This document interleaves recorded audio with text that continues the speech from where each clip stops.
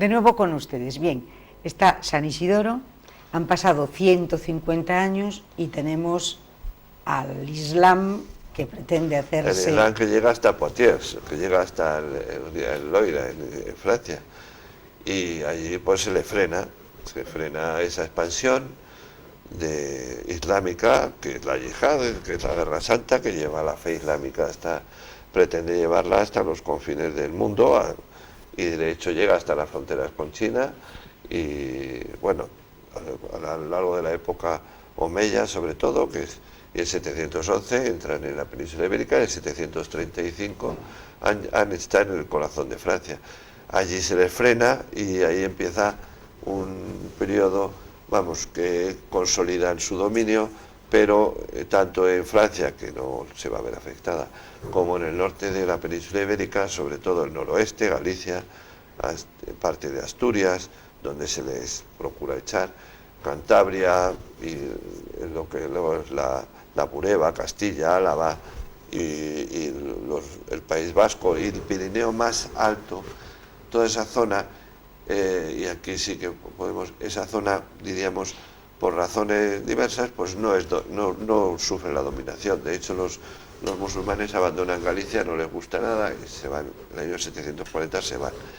De Asturias no se van con tanta facilidad, pero también, o sea, al norte del Duero, en 750 ya no hay bereberes. Es que habían traído muchos bereberes, porque los árabes se quedaban más bien en Andalucía, que es donde les gustaba vivir, y el norte pues es más bien abandonado. Y ahí empieza un proceso de reconquista. Yo, de todas formas, como este es un tema que no puede ser descriptivo, porque, a ver, es muy largo, ¿no? Además, hoy está casi prohibido hablar de tantas cosas, porque ahora no se puede hablar de nada. No se puede hablar de reconquista, o sea, casi hay que ir con pies de plomo. Como avergonzándose de qué. Sí, como pidiendo perdón, no sé de qué. Yo, Derek Lomas, un autor inglés, un hispanista, tiene un libro maravilloso en la editorial Crítica que se llama así, La Reconquista, un libro precioso, ¿no?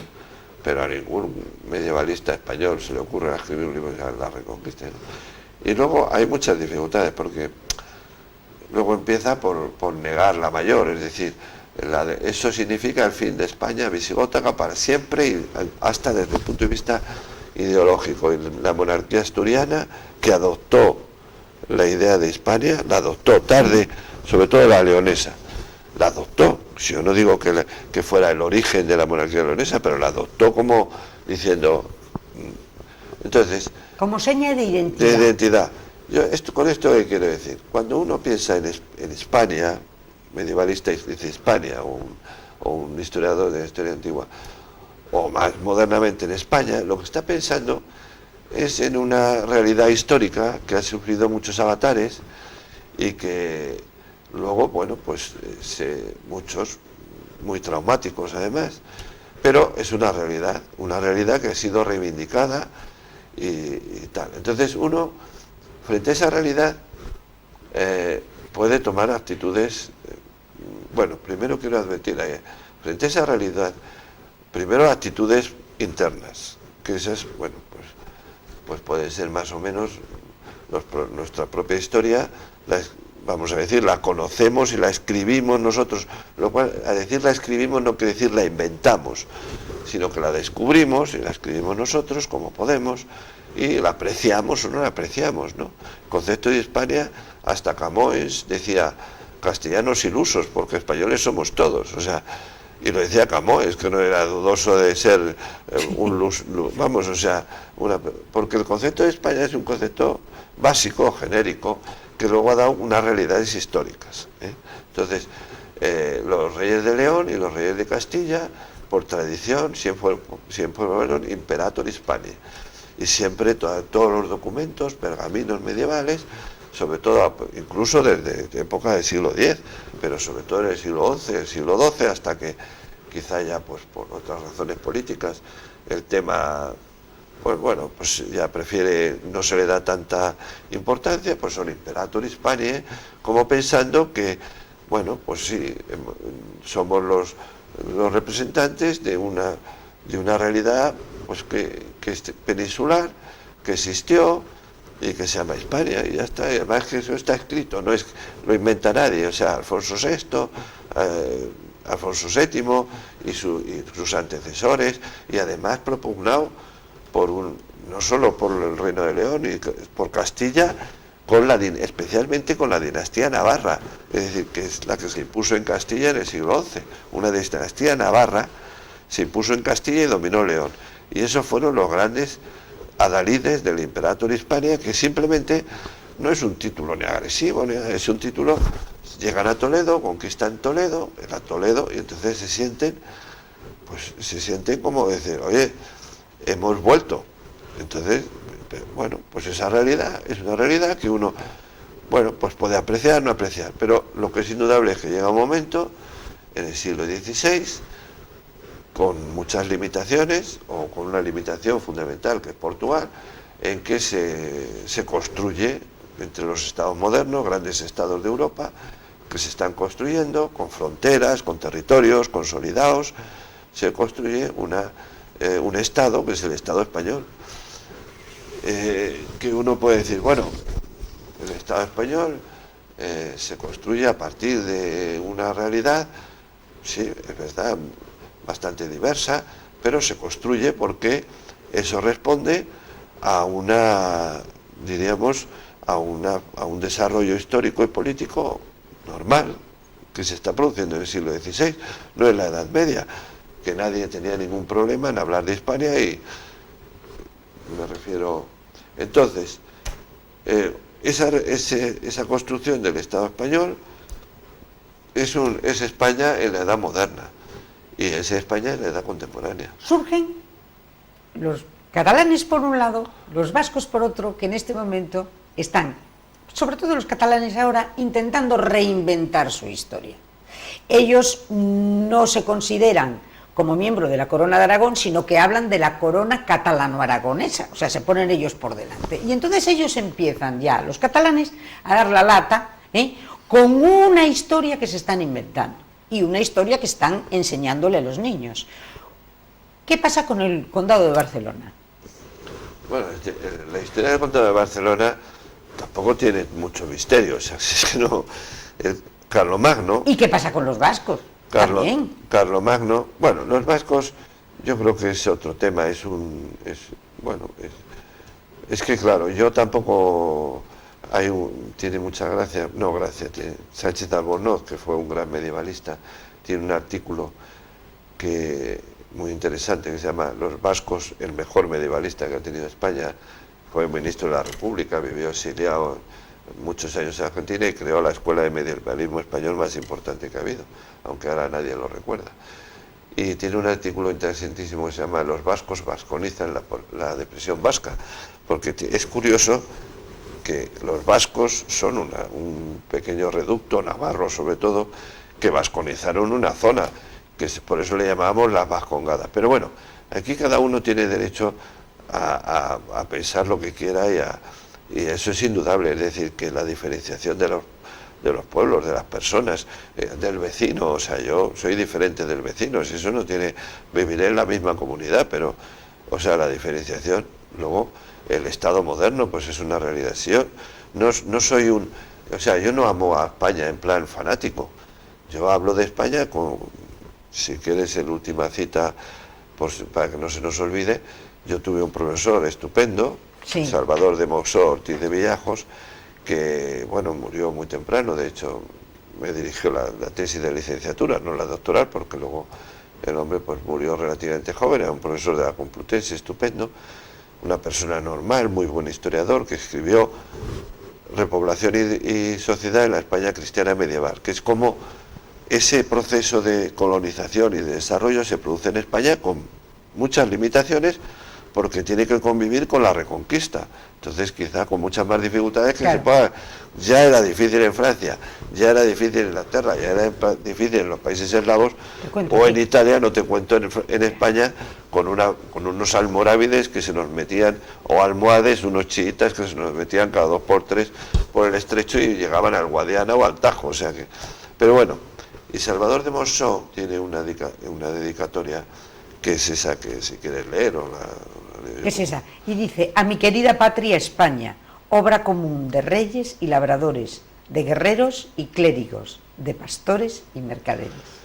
Bueno, entonces esa dedicatoria está en un libro que le escribió. Es un señor, un profesor del siglo XX, no es, bueno, uno puede decir, este es un franquista, que esa es otra, pero bueno, era un profesor estupendo, que estudiaba la historia de España, como lo estudiábamos todos, y que, bueno, por lo que se ve ahí, amaba a España, pero no amaba a España como, hoy España, una unidad de, como decía en la época de destino, lo universal, no.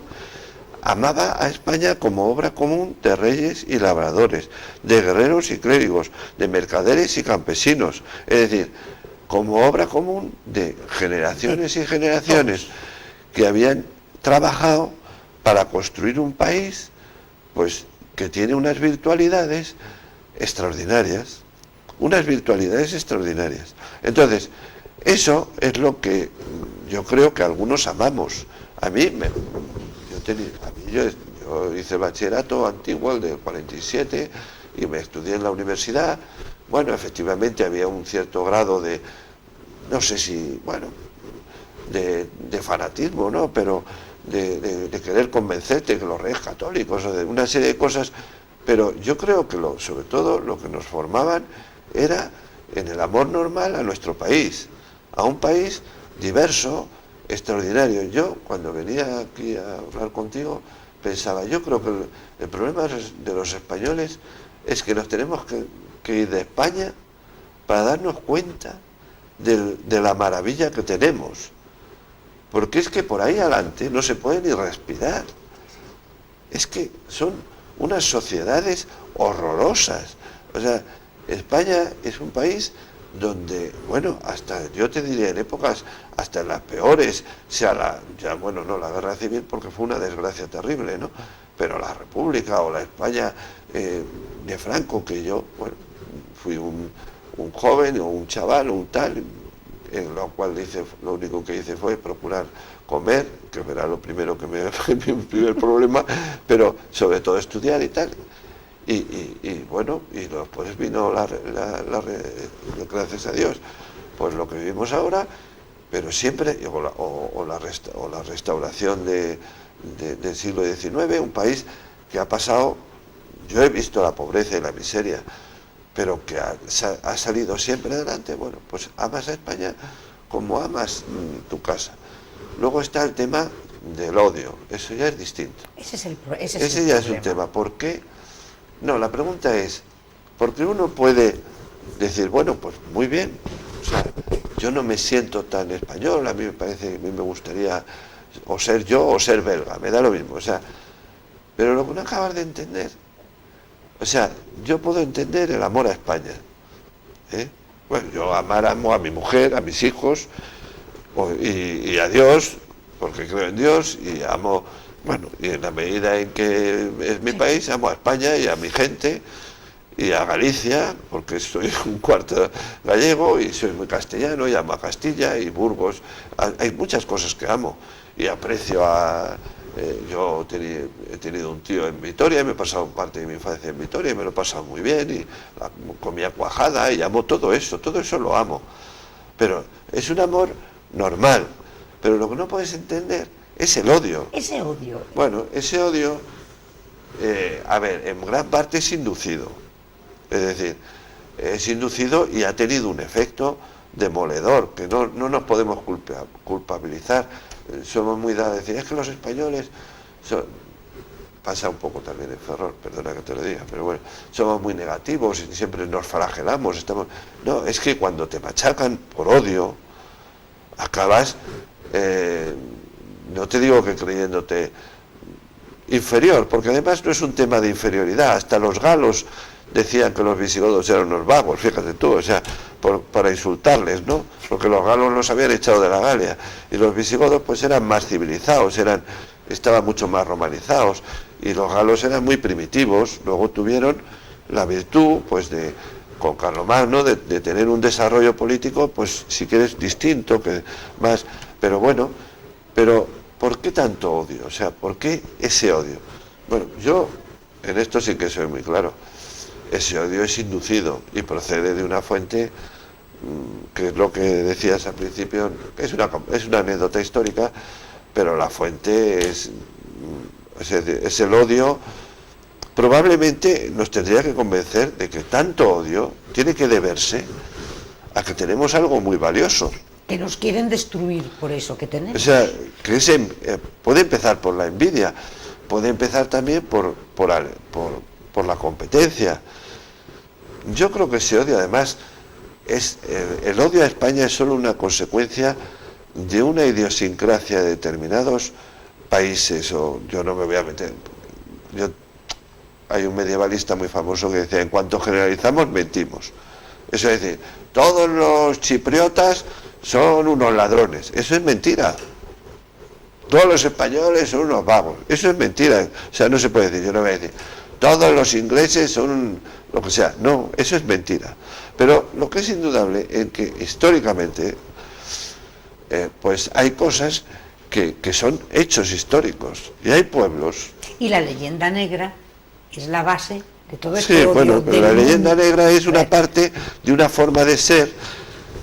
Los pueblos, y lo voy a decir con toda sinceridad, ahora yo comprendo que hasta la Unión Europea, después de irse los ingleses, que eran los irlandeses, seguimos hablando en inglés. Yo comprendo que Estados Unidos nos impone una lengua y yo a mis hijos no les voy a decir que no estudien inglés, o sea, porque tienen que estudiar inglés.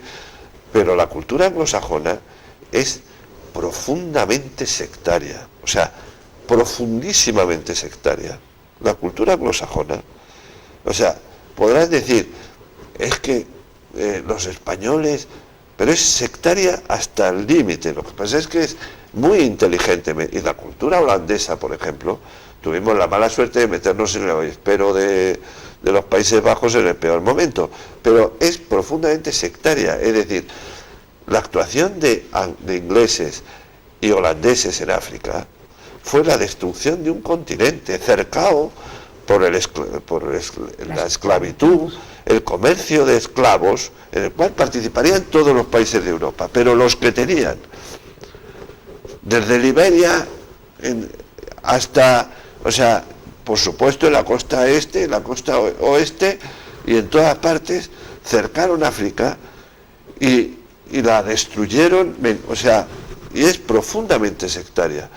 Hoy venía en no sé qué periódico pues un zoo que montaron los belgas con niños africanos que iban a echarle comida, o sea, y eso yo no odio a los belgas, yo no odio a los ingleses. Hombre, llega un momento en que tanto insulto, y vuelvo a repetir, hay gente en el mundo anglosajón y seguramente en los Países Bajos maravillosa, y estoy seguro, además, como lo hay en todas partes, pero después o sea, es tan, pues el otro día, ¿no? Hércules Poirot, Agatha Christie, maravillosa la literatura, a mí me encanta, pues sale en uno de esos, lo digo porque, bueno, en mi familia hay quien le encanta y tal, y sale una monja polaca diciendo, que luego resulta que es una negrera, diciendo que los españoles,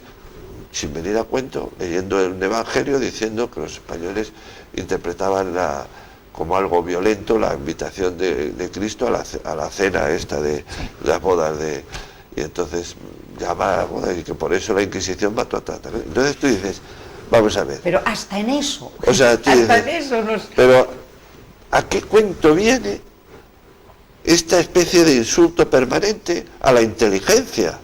Porque este insulto a la inteligencia, expulsaron a los judíos en 1278, no sé si 1278, 1273, expulsaron a los judíos de Inglaterra, los expulsaron.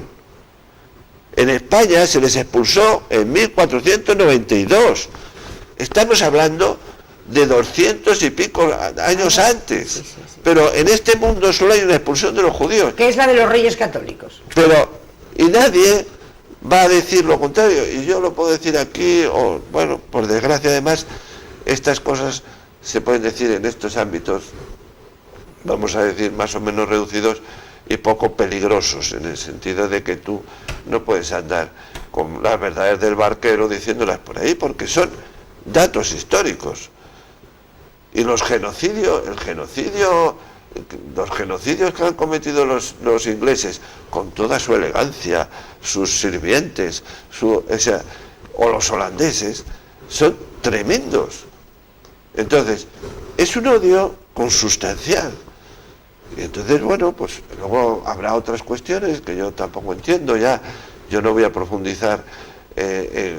Luego ese odio, yo comprendo que si tú tienes una familia y te están diciendo que tu padre es un sinvergüenza y que tal, pues algún hijo, digo, por poner una, pues acabará pensando que renegando de su padre, decir, oye, yo no quiero saber nada con esta chusma de mi madre es una alcohólica y mi padre es un maltratador, entonces yo no quiero saber nada, ¿no? Entonces tú dices, pero bueno, vamos a ver, o sea, y era lo que decíamos, cuando los ingleses, todo, si quieres, circunstancias históricas, las pueden explicar, pero no lo explica una circunstancia. Los ingleses querían dominar el Canal de la Mancha y el Atlántico, y como crear un imperio que es la Commonwealth. Bueno, muy bien, es legítimo, ¿no?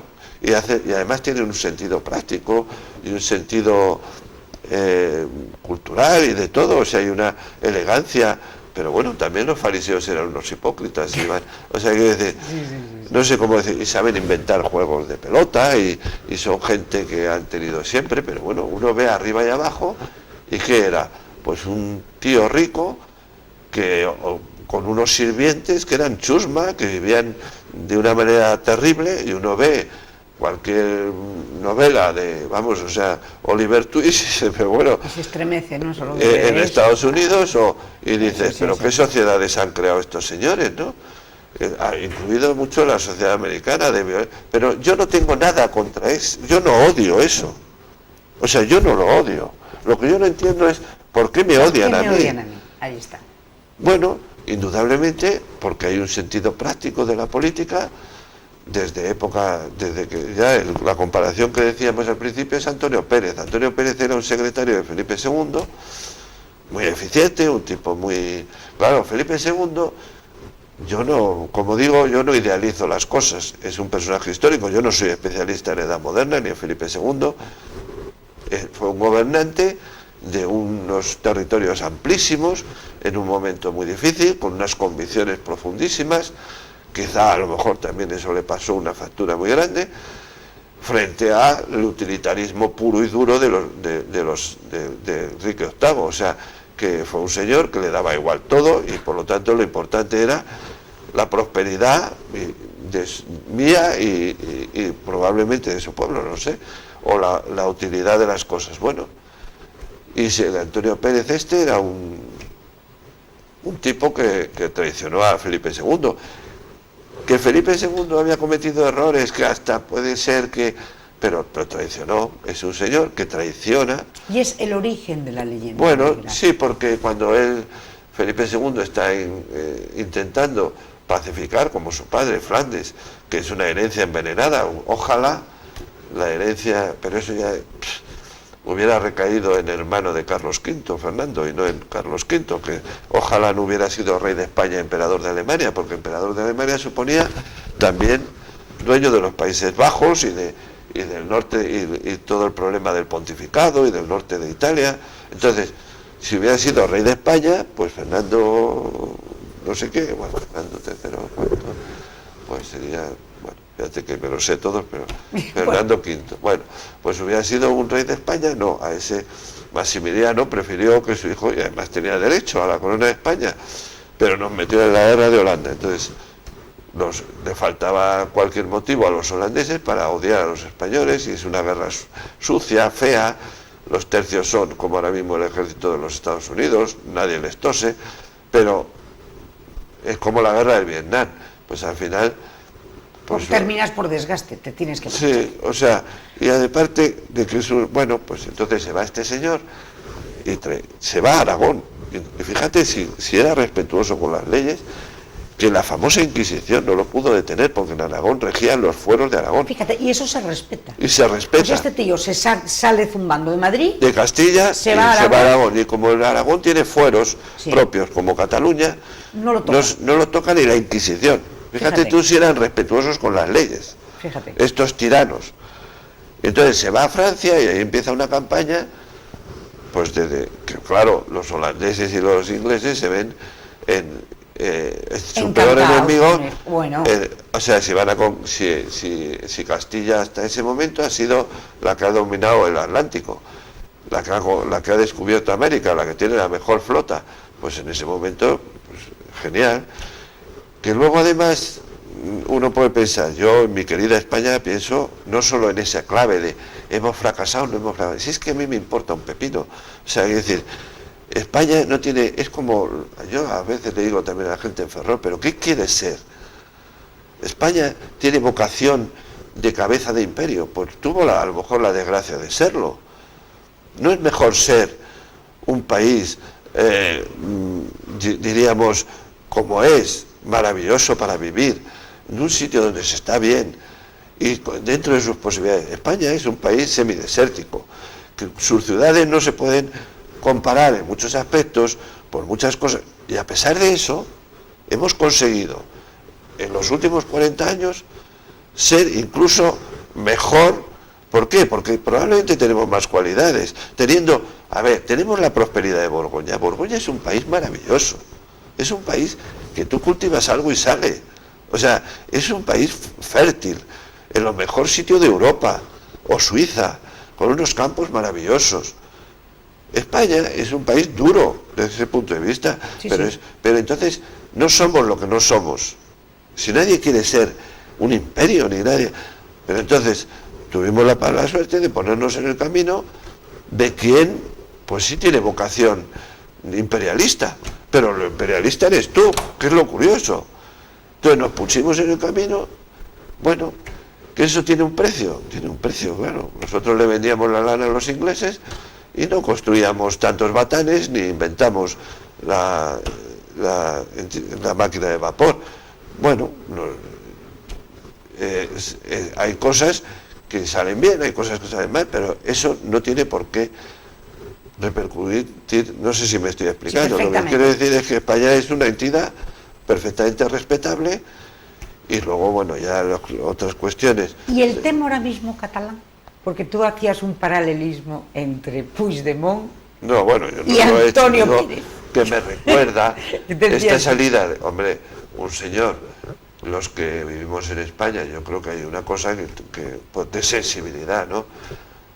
Yo quizá el tema catalán reconozco que sí, que bueno, reconozco que tampoco es que me haya se ha quitado el sueño, o sea, porque llega un momento en que, bueno, es que o sea, pero sí que te duele que, o sea, que ese odio, o sea, que se salga afuera y se vaya uno, o sea, es como si se dijera, bueno, pues ya que no puedo salirme con la mía, por lo que sea, porque además es que es imposible, porque ya se ve que materialmente es imposible, se puede ir, bueno, pues, pero la fruta ni está madura para la independencia y por lo tanto, pues habría que tomar otros caminos que yo no digo que a la larga, pero no es, pero bueno, pero irse, es que no quiero decir los enemigos de España. Pero irse a Bruselas, además. No, irse con la gente que odia a España, sí, de verdad. Hacer daño. Sí. Hacer daño así, o sea, porque está, hombre, hasta la persona más insensible es como si están insultando a tu madre. Ya llega un momento en que dice, pero ya no están insultando a tu madre, es que ya digo, no es que España sea mi madre, pero yo vivo en España y quiero a España con naturalidad. La quiero como, sinceramente, como un gallego castellano. Yo me siento muy castellano y en buena medida muy gallego. Y me siento muy feliz en Galicia con mi autonomía, que ha sido gracias a Dios que existan las autonomías, porque por lo menos ahora, pero no por Feijóo o por el otro, sino, bueno, pues somos gente más o menos pacífica, ¿no? No tenemos esas convulsiones, las tenemos más o menos, pero en una medida, bueno, y no digamos Castilla, que esa es otra, ¿no? Dentro de España es indudablemente que Castilla, y ahí sí que hay una historia detrás, diríamos, igual que la de Cataluña, pero una historia pues de gente que diríamos que procede de una idea de libertad, de una fuerza y de que bueno, pues, pero ¿por qué no somos nacionalistas los castellanos? Porque no tenemos ninguna necesidad de ser nacionalistas, es que no tenemos ninguna necesidad, no tenemos que odiar a nadie para ser lo que somos. No sé si me explico, no tenemos que odiar a nadie. Somos lo que somos. Tú te vas a Burgos y da gusto estar con la gente, no odia a nadie. No odia ni al vecino, ni dice, no, es que yo sería otra cosa, sino, no, yo soy lo que soy. Y si te dice con todo lo borde que pueda ser la gente de Castilla, más fama que otra cosa, pero bueno, es que los de Valladolid, es que los de Palencia, bueno, gente que no tiene ningún complejo, nadie sabe, no odian a nadie, no, y en Aragón les pasa lo mismo, no tienen ninguna necesidad. Ahora, si uno se le mete en la cabeza que su problema es que no es lo que quiere ser y que además la culpa la tienen los demás y luego se va a, ¿qué es lo que te digo? Bueno, ya ese es un problema, ya ese es un problema que hasta yo pienso, bueno, que yo no desecho el que cada uno pueda hacer lo que quiera. Ahora, que se vaya yo qué sé, a insultar a tu madre, las personas que más la odian o que más la han odiado a lo largo de la historia y que han inventado toda una y tal, hacer daño porque está haciendo daño, a mí ahora todo el mundo, es que la economía, vamos a bajar del 3 al 2, pues sí, es un daño, pues es muy grave. Y Cataluña... Pero sobre todo es el daño moral, ¿verdad? Es el daño... Pero es el daño de decir, además de eso, cuando estamos jugando el cocido de nuestros hijos, además de eso, es que es un daño que va a ser, o sea, un daño muy...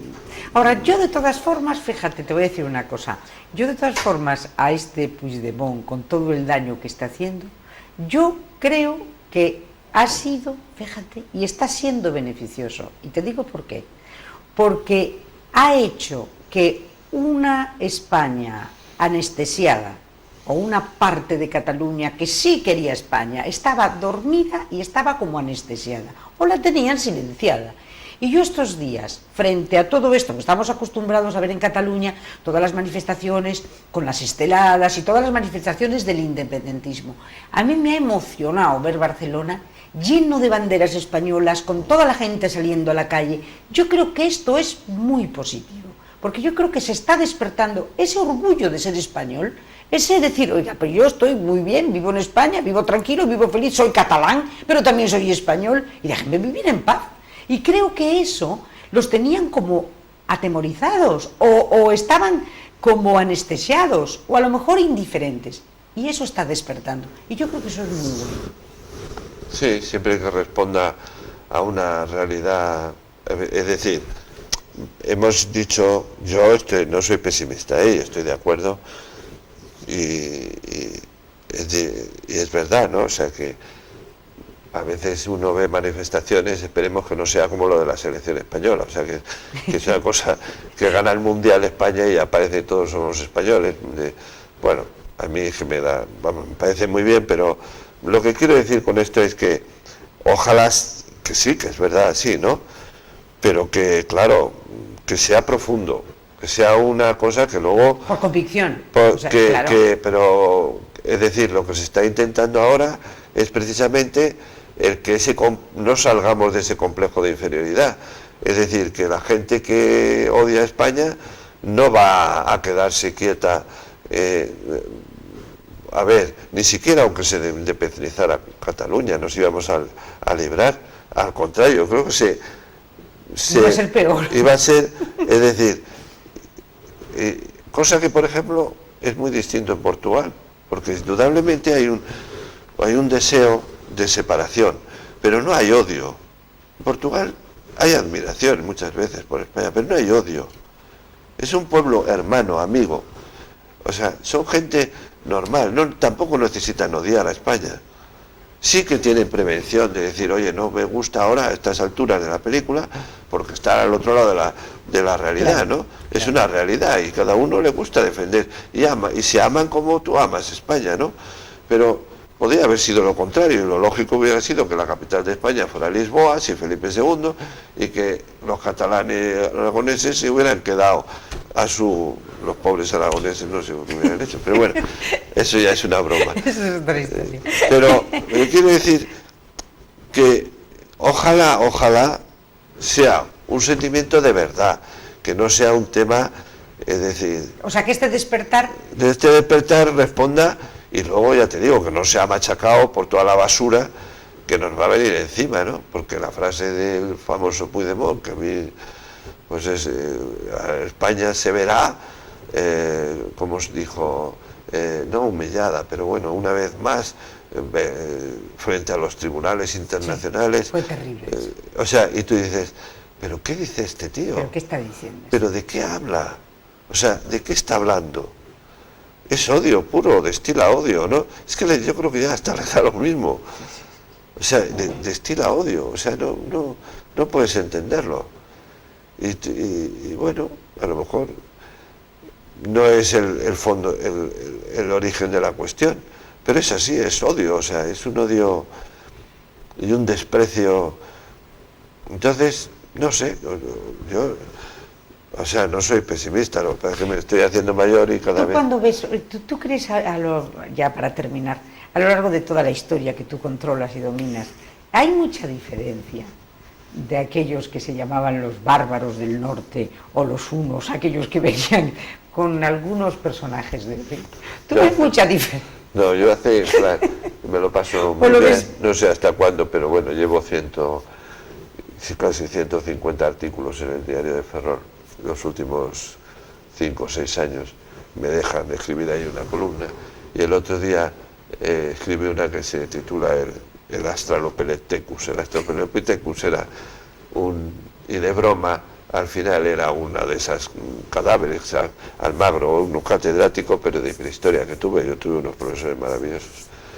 Y Almagro Bache trajo el templo de Debod, está en Madrid, un templo egipcio, un catedrático extraordinario, y tenía el libro lleno de especímenes de estos, porque pero bueno, se buscaba el eslabón perdido, y cuanto mono aparecía allí erguido, pues ya era. Entonces, al final decía yo que qué pena que el Australopithecus, compañero de facultad mío, era una calavera así alargada, muy fea, no viviera hoy, que podría tener representación parlamentaria, incluso pedir la independencia de un territorio. O sea, eso es una broma.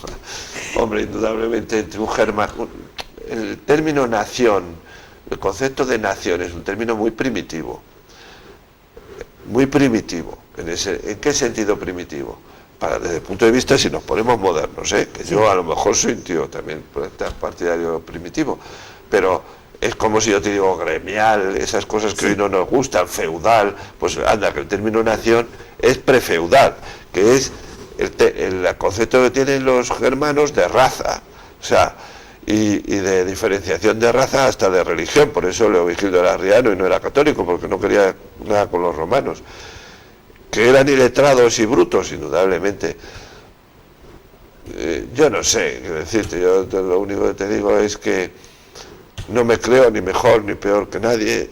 Yo creo que soy una persona que he tenido la suerte de hacer en la vida lo que me ha gustado y encima ilustrarme y poder tal, pero bueno, que sí, que los bárbaros del norte, pues no, o sea, un bárbaro sigue siendo igual de bárbaro, o sea, la incultura es tremenda, ¿no? Si es eso lo que me preguntas, tampoco yo quiero denostar a nadie, cada uno supongo que tendrá sus intereses, habrá mucha gente que lo esté pasando mal por razones materiales, habrá gente que... Ahora, yo creo que el problema de verdad es no odiar, o sea,